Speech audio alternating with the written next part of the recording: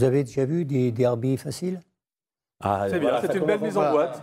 Alors Alex, Je rends l'oreillette, je pose le micro, je pose le stylo. L'émission est terminée. Voilà, l'émission la plus courte de football, pourquoi pas. Non mais c'était quand même compliqué techniquement et puis ça a été chaud, quoi, il faut le dire. Non, on peut pas dire ça non plus. Non. Non, parce que je pense que moi, je n'étais pas un peu déçu. Je n'arrive pas à comprendre comment on peut faire des matchs sans supporters. Je ne comprends pas comment on n'autorise pas les supporters de Saint-Étienne à venir. bah, là pour le coup ils ont été autorisés à venir. Ouais, non, mais Mais ils quand ont je dis refusé de se supporters, déplacer, quand je dis supporters, vu je le dis peu de nombre de supporters. places. Oui, parce que j'étais au stade hier et il manque quelque chose. Ouais, c'est vrai. Il manque quelque chose. Moi, pour moi, il manque quelque chose. Bon, c'est bien, pour en parler. Je vous rappelle que vous nous regardez sur TLM, vous nous regardez également sur olympiquelyonnais.com et vous réagissez quand vous voulez sur Internet via le hashtag Flo. TKYDG. Il le fait beaucoup mieux que moi. Bon, bonne nouvelle au niveau du classement. Par contre, on récupère 5 points avec cette belle victoire d'hier soir.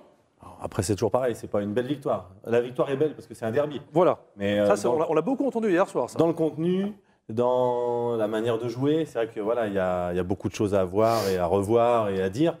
Voilà, ça a été quand même poussif. Il a fallu attendre les 2 dernières minutes de la première mi-temps pour voir un peu des occasions du côté lyonnais.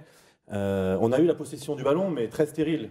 C'est vraiment c'est récurrent dans ce système-là, surtout quand on joue avec sans attaquant de pointe, qui nous empêche d'avoir de la profondeur, qui nous empêche d'avoir un point d'ancrage sur lequel peuvent s'appuyer les milieux de terrain qui viennent se projeter vers l'avant.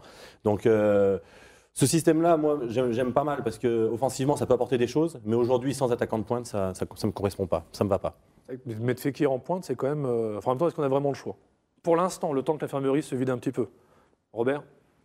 Oui, Nabil, c'est pas un attaquant de pointe, c'est un électron libre qui est capable disons, d'inverser le cours des choses, si on peut dire. C'est vrai que pour le premier derby au parc, ça n'a pas été.